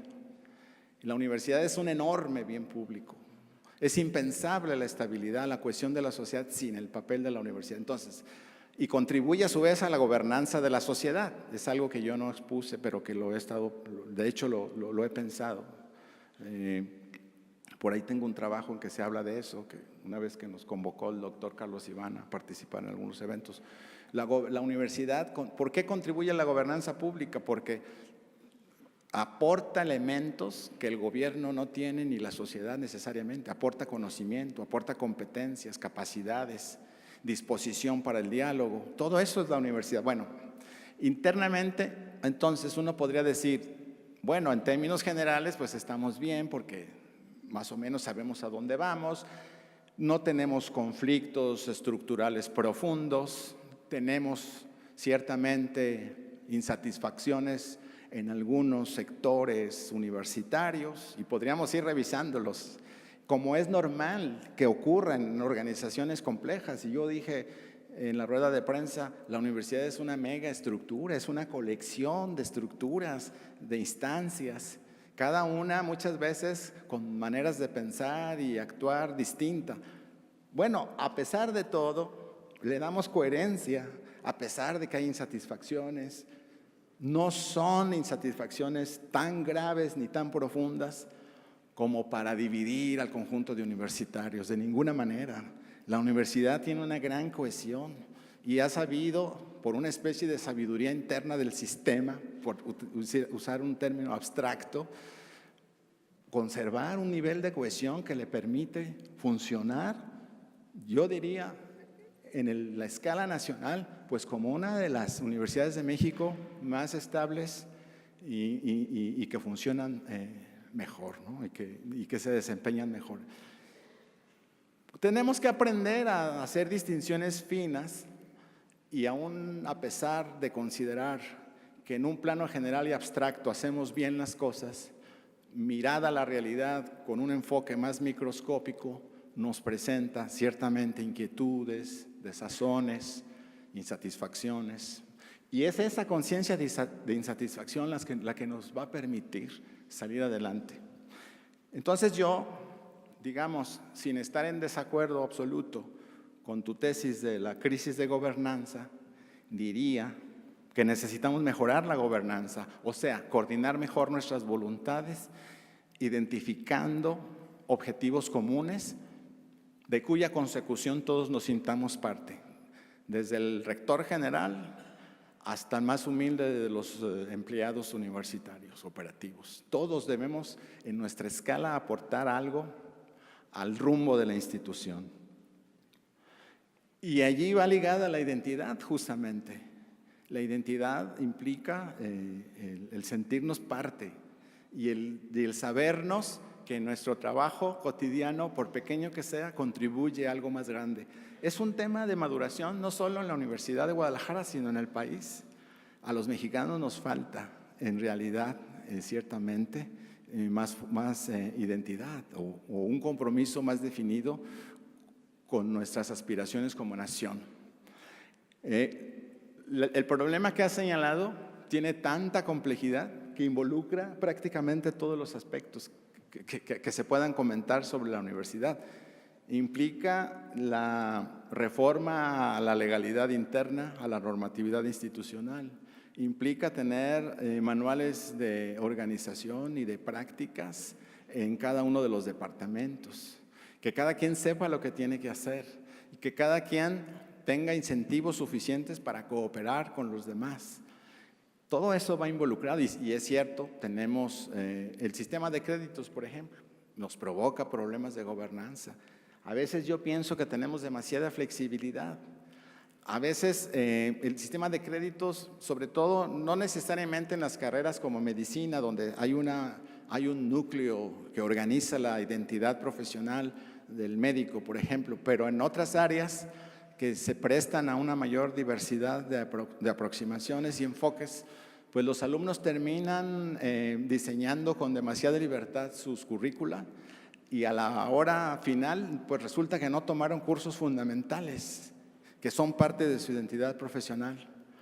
Y además el sistema de créditos provoca que se deban de abrir muchos cursos, porque a veces los profesores quieren que la clase que ellos dan sea en el horario que solo pueden, ¿no? Un horario determinado. Bueno, eso provoca problemas de gobernanza. Entonces, el desarrollo de la universidad ha sido desigual y combinado. Somos mucho más libres, tenemos planes de estudio más abiertos, pero eso a veces nos hace perder la identidad profesional, en fin, ¿no? Entonces, todo eso conlleva la gobernanza, pero soy yo muy optimista, sinceramente. En esta universidad esta universidad se distingue, por ejemplo, por la transparencia de sus procesos administrativos y no está entre las que tienen escándalos de corrupción. Eso nos debe dar gusto, lo que significa que tenemos que seguir trabajando. Pero entonces, y tenemos también, a pesar de los tiempos difíciles y de la insatisfacción social que nos rodea, tenemos una adecuada cohesión interna. Pero sí creo, con la misma sinceridad se los digo, que estamos a tiempo de reforzar los mecanismos que nos dan identidad y es algo que tenemos que hacer con cierta urgencia. No debemos de confiarnos demasiado y debemos procurar todos los días. Pero hay un elemento muy importante, la confianza que podamos transmitir todos quienes tenemos una responsabilidad. La tercera parte de este consejo son directivos. Todos estos directivos tenemos esa responsabilidad de infundir confianza y eso nos va a dar la cohesión que necesitamos. Bueno, la pregunta se podría seguir contestando. Muchas gracias.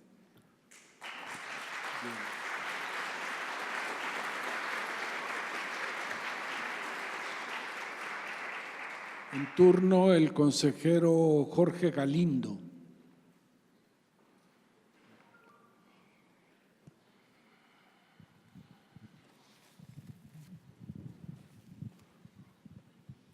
Muchas gracias, señor rector, con su permiso.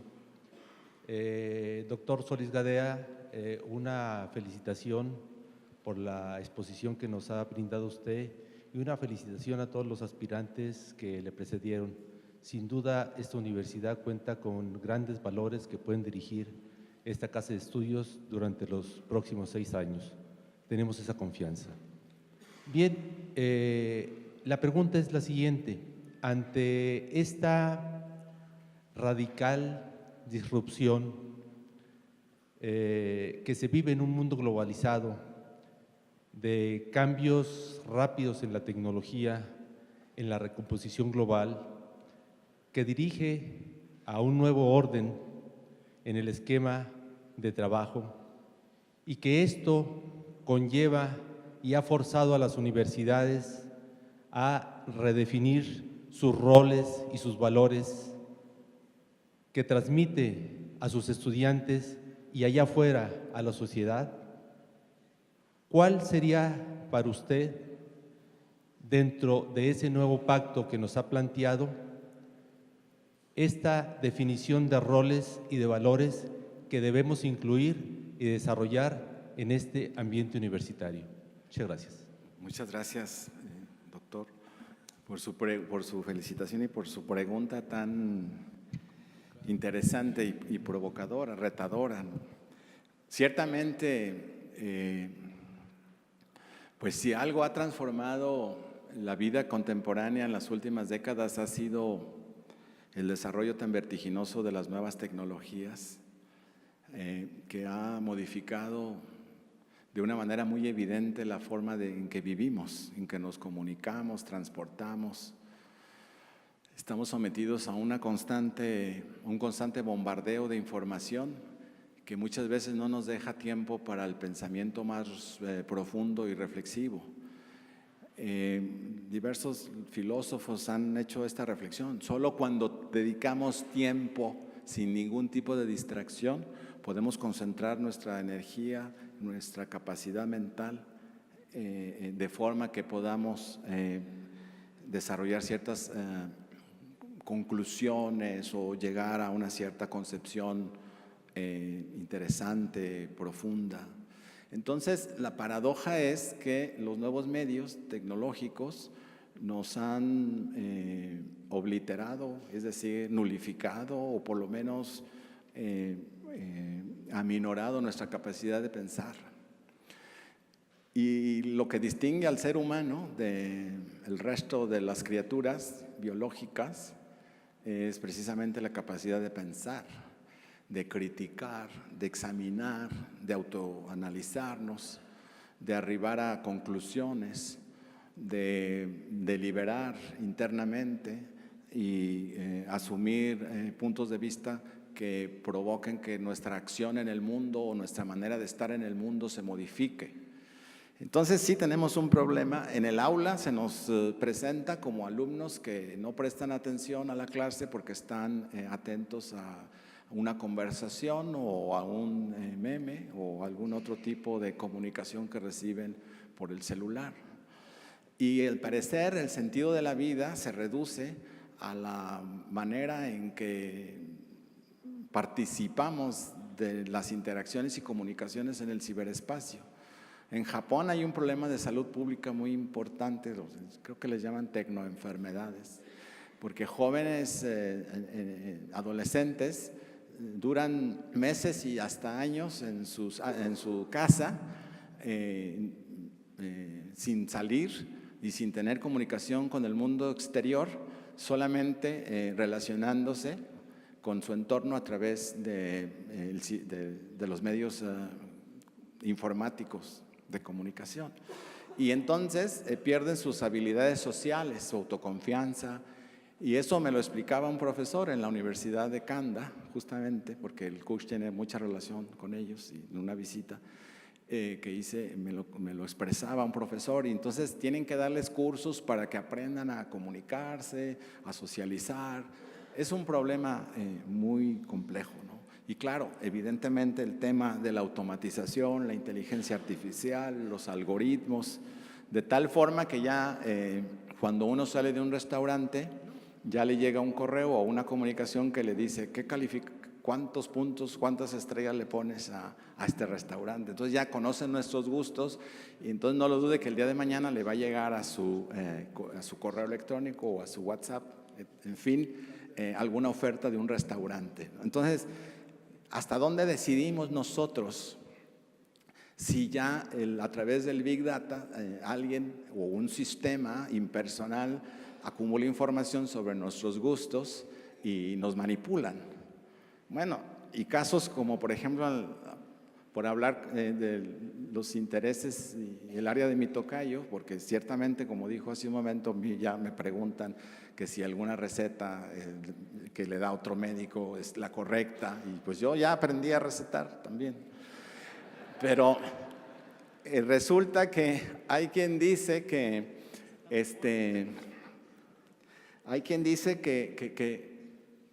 pues los médicos están en un serio problema. Eso lo dice el famoso libro que ahora está de moda de Harari, Yuval Harari, ¿sí? Que dice, bueno, pues es que ningún médico, por más memoria que tenga y experiencia clínica que posea, puede acumular la cantidad de expedientes que la red, expedientes clínicos. ¿Y qué va a pasar? Bueno, eso lo puede explicar mejor el doctor, pero ya se le acabó su tiempo, pero en otra ocasión nos puede dar una charla sobre eso. ¿Sustituye o no la capacidad clínica del doctor la red, la inteligencia artificial? Bueno, sí que yo le diría, doctor, profesor Galindo, que sí que estamos metidos en un problema. Sí que necesitamos ver cómo la universidad sale airosa de esta situación, en donde ya no necesariamente es la fuente de conocimientos que habilitan y capacitan para el trabajo, donde muchas veces los jóvenes aprenden más por sus medios que lo que uno como profesor, que no nació en la época de las computadoras y los smartphones, les puede dar a los estudiantes. Yo creo que que hay que distinguir entre información y conocimiento, que la información no nos ofrece una concepción del mundo ni de nosotros mismos, y que el conocimiento, en cambio, nos permite discriminar de lo que recibimos del entorno aquello que consideramos valioso, porque nos permite juzgar y evaluar lo que llega a nuestros sentidos. Entonces, el tema es cómo la universidad desarrolla capacidades y habilidades superiores a los de cualquier robot o algoritmo. Claro, también habría que rediseñar la formación que les ofrecemos en términos de ser muy certeros para identificar qué conocimientos se requieren, qué habilidades no los puede proveer un robot, y sí, en cambio, un programador, en fin, ¿no? O un tipo de profesionista que gestione también a los robots o a los aviones, a los drones, etc. Entonces, es un gran reto, y yo creo que aquí, que estamos en el Consejo, sí deberíamos de tomar una decisión al respecto de cómo sistematizar el análisis, procurar la observación más cuidadosa de los desarrollos de la tecnología en cualquier parte del mundo y tomar conclusiones. Quizá los expertos en esas materias, que seguramente tenemos muchos en la universidad, podría impulsarse investigación en este campo y ver cómo la universidad se va a adaptar, y no esperar a que el historiador Harari nos venga a decir, o Andrés Oppenheimer nos venga a decir, sálvese el que pueda, se va a acabar el trabajo, en fin. Pues es un gran reto que se tiene que asumir como comunidad inteligente y creativa. Es decir, la respuesta creo que está en el aire, sí, pero muchas gracias, doctor.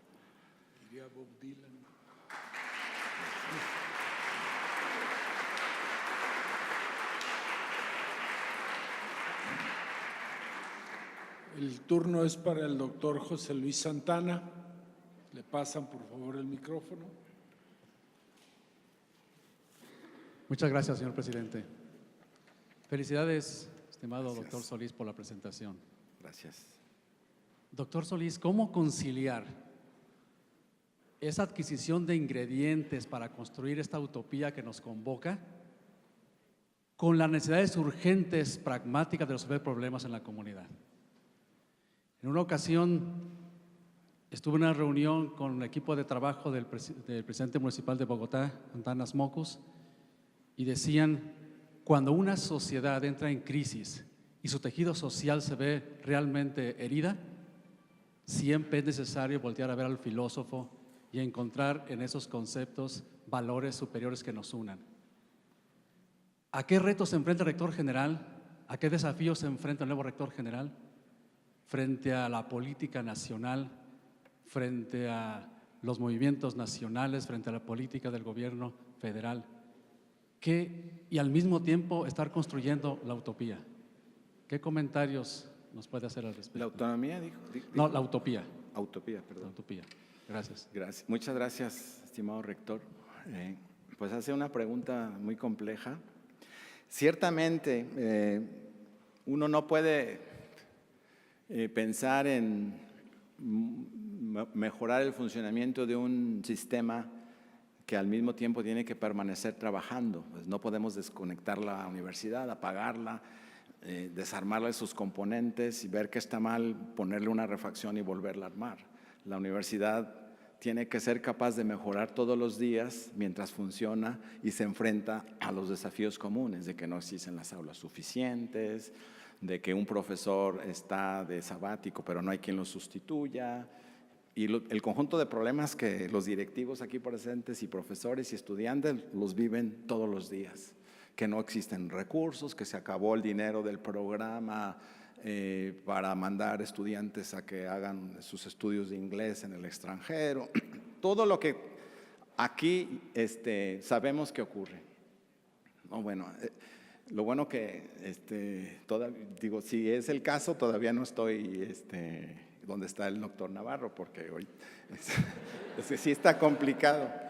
Pero bueno, y aparte lo que comentó en el sentido de que el entorno nacional es muy complicado ahora, de que tenemos un gobierno del cual uno no puede dudar sus buenas intenciones para que nuestra nación salga adelante, pero que, como decía yo hace un momento, no parece todavía encontrar un cauce claro en términos de cómo propiciar los cambios que quiere, y que en esa búsqueda muchas veces podría cometer errores, como es natural. Me refiero al tema, por ejemplo, de que existe un riesgo de que se conculque el derecho a la autonomía de las instituciones de educación superior, por ejemplo. Bueno, pero yo creo que de todas maneras, a pesar de las dificultades y de las adversidades que se presentan, grandes y pequeñas todos los días, siempre hay una decisión correcta que tomar. Siempre hay la posibilidad de elegir un rumbo más adecuado que otro. Y saber distinguir ese rumbo, saber tomar esa decisión mejor que la otra, es la capacidad de un líder. Un líder, frente a la adversidad, frente a la amenaza de lo inmediato, es capaz de superar esa sensación de angustia porque levanta la mano en el horizonte y en vez de achicarse, es capaz de percibir que más allá existe una oportunidad. Si somos capaces de mirar de esa manera las dificultades, lo vamos a resolver, vamos a poder salir adelante. Cada quien sabe lo que tiene que hacer en determinada circunstancia, sabe qué puerta tocar, qué gestión de recursos hacer, qué regla modificar, qué decisión suplicar ante la autoridad, qué resorte emocional mover entre estudiantes, líderes, representantes estudiantiles o sindicales para procurar la armonía. Y claro, también hay que saber afectar intereses cuando sea necesario y decirle a quien actuó mal, pues que lo hizo mal y que entonces tiene que pagar ciertas consecuencias. Es un tema de maduración como país, o sea, alguien tiene que trabajar en algún momento y alguien tiene que procurar entregarse a lo que hace y procurar dar resultados.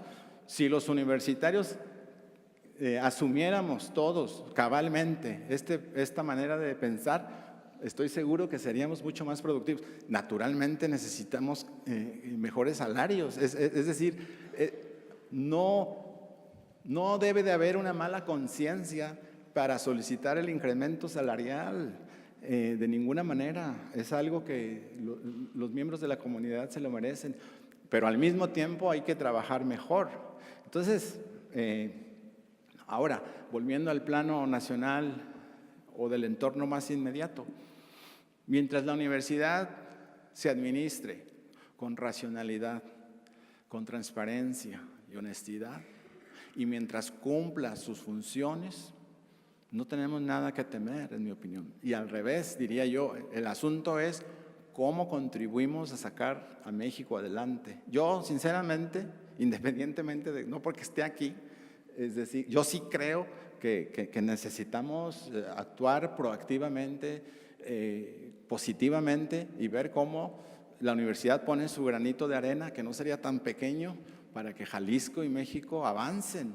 Y bueno, entonces es un tema, sí, de un nuevo clima al interior, un nuevo esquema de motivación, que cada quien haga lo que le toca y que aquello que nos toca a todos sea algo público, que todo el mundo sepa, a ver, usted no hizo tal o yo no hice tal cosa, pues asumo la responsabilidad. Entonces, hay manera, es decir, necesitamos un nuevo etos, una nueva moralidad, una nueva manera de conducirnos ante la universidad, que es, y finalmente, ante México como nación.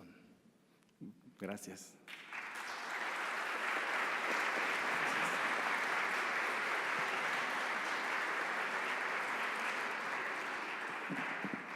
Hemos agotado el tiempo establecido para la sesión de preguntas y respuestas. Entonces, declaramos un receso de 1 hora para la comida, ya saben, igual que ayer, saliendo a la derecha. Y a las 4 en punto iniciamos con el último de los expositores de sus planes de trabajo. Aquí nos vemos.